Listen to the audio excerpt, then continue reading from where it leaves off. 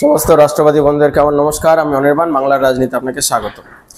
বন্ধুরা, আজকে ভারতের মধ্যে যে ভারত বিরোধী শক্তি আছে, যে ইন্ডিভিজুয়াল ভারত বিরোধীরা আছেন, তাদেরকে নিয়ে একটু কথা বলবো।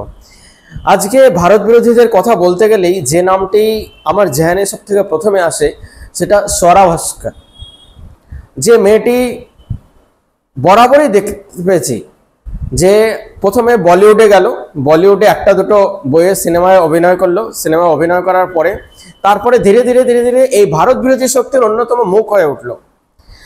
ভারত বিরোধী শক্তি একে কিনে নিল এবং সে বিক্রি হয়ে গেল। তার শেষ পর্যন্ত আজ পর্যন্ত সে ফিরতে পারেনি, সেই ভারত বিরোধিতা তার জারি আছে।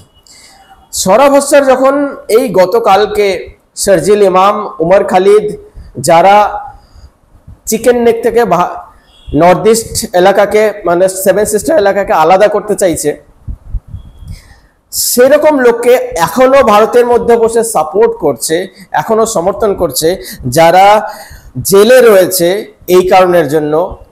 সোজা কথা বলা যায়, যারা জঙ্গি, ভারতের জন্য যারা জঙ্গি, ভারতের জন্য যারা টেররিস্ট, তারা এখনো জেলে রয়েছে, যারা আসামি হিসাবে পরিগণিত এবং দেশবিরোধী, তাদের হয়ে যখন সোচ্চার হচ্ছে কেউ, তাদেরকেও এই একই দরজা দেওয়া যায়, একই কথা বলা যায়।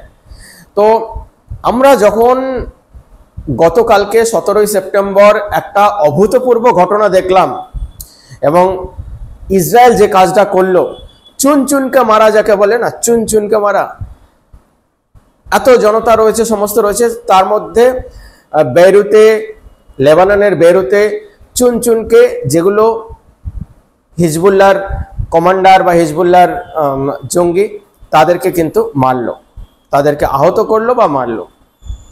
তো ভারতবর্ষেও তো এই কাজ করা যায়, একই কাজ করা যায়। ভারতবর্ষে যারা ভারত বিরোধী শক্তি বসে রয়েছে, এদেরকে যদি শেষ করা যায়, তাহলে দেশ চালানোটা অনেক সহজ হয়ে যাবে।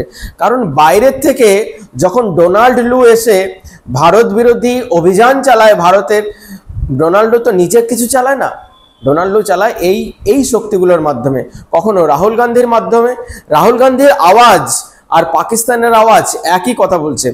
রাহুল গান্ধীও 370 ধারা আবার লাগু করতে বলছে, পাকিস্তানও 370 ধারা কাশ্মীরে আবার লাগু করতে বলছে। তো এই দেশ বিরোধী শক্তিদের যে আওয়াজ, এই আওয়াজ বাড়াবা পায় বাইরের শক্তি যখন যুক্ত হয়ে যায়। তো এই বাইরের শক্তি কখনো ভারতের বিরুদ্ধে কিচ্ছু করতে পারবে না, যতক্ষণ না এই দেশ বিরোধী দেশের মধ্যে যারা আছে এরা সাথ দেবে। তো এদেরকে আগে কোনো আমেরিকার সঙ্গে লড়াই করার দরকার নেই, চায়নার সঙ্গে লড়াই করার দরকার নেই, বাংলাদেশের সঙ্গে লড়াই করার দরকার নেই, পাকিস্তানের সঙ্গে লড়াই করার দরকার নেই। এই ভারতের মধ্যে যে দেশ বিরোধী শক্তিগুলি আছে, দেশ বিরোধী আওয়াজগুলি আছে, এদের অবশ্যই এলিমিনেট করা দরকার, এদের চুপ করানো দরকার। এদেরকে চুপ না করালে যত দিন আসবে, যত সময় আসবে, নতুন নতুন নতুন নতুন ভাবে ভারতকে কিভাবে ধ্বংস করতে হবে, ভারতকে কিভাবে বিচ্ছিন্নতাবাদীর হাতে তুলে দিতে হবে, কিভাবে বিদেশি শক্তির হাতে তুলে দিতে হবে, তা কিন্তু এরা লাগাতার লেগে থাকবে। কারণ এরা চাঁদ পয়সার মেহমান, কিছু চাঁদ পয়সা দিয়ে দাও, এরা সব বিক্রি হয়ে যাবে। এদের জন্য যে ভাষাটা দিতে হয়, এদের জন্য ভাষাটা কুকুর বললেও কম হয়, এদের শুয়োর বললেও কম হয়। এদের জন্য যে ভাষা দিতে হয়, এদের বরাহনন্দনের, এই যে বরাহনন্দনরা দেশের মধ্যে রয়েছে, এদেরকে এই গালাগালি দিলেও কম হয়। তো এইটুকুই বলবো যে সরকারের পক্ষে হয়তো সমস্ত কিছু সম্ভব নয়, ট্র্যাক করা সম্ভব নয়, কিন্তু যারা দেশপ্রেমিক আছেন, আপনার আশেপাশে যারা দেশবিরোধী আছে, তাদেরকে কমসে কম চিহ্নিত করে রাখুন যে এরা দেশ বিরোধী কাজ করছে। এদের বিরুদ্ধে আপনি কিন্তু কোর্টে কেস করতে পারেন, এদের বিরুদ্ধে গিয়ে আপনি কিন্তু কোর্টে গিয়ে বা হাইকোর্টে বলুন, সুপ্রিম কোর্টে সবার পক্ষে যাওয়া সম্ভব না, হাইকোর্টে বলুন বা জেলা কোর্টে বলুন, আপনি কেস করতে পারেন, আপনি কেস ঠুকেই দিতে পারেন।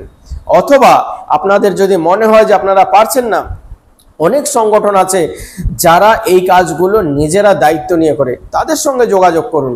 কিন্তু এদের আওয়াজকে ডাউন সাইজ করা খুব দরকার, নাহলে ভারতবর্ষের সার্বভৌমত্বে এরা সব সময় প্রশ্ন তুলবে সামান্য কিছু পয়সার জন্য, সামান্য কিছু বিদেশি ডলারের জন্য।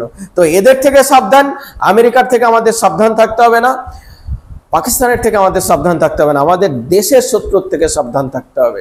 দেশের মধ্যে বসে দেশের রুটি খাচ্ছে, দেশের অক্সিজেন নিচ্ছে, দেশের স্বাধীনতা অবলম্বনে বেঁচে আছে এবং এই স্বাধীনতা নিজেদের গলায় জড়িয়ে এরা কথা বলে যাচ্ছে ভারতবর্ষের বিরুদ্ধে, ভারত মাতার বিরুদ্ধে, যা একেবারেই সহ্য করা যায় না।